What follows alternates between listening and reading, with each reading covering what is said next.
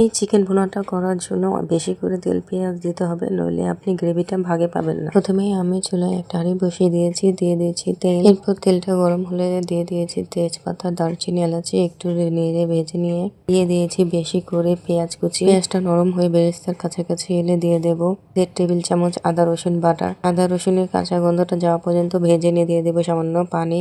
এরপর লাল মরিচের গুঁড়া 2 চা চামচ, সামান্য হলুদ গুঁড়া 1 চা চামচ, ধনে গুঁড়া 1/2 চা চামচ, জিরা গুঁড়া 1/2 চা চামচ, কালো গোলমরিচের গুঁড়া 1 চা চামচ, গরম মশলার গুঁড়া, স্বাদ মতো লবণ দিয়ে খুব ভালো করে কষিয়ে নেব।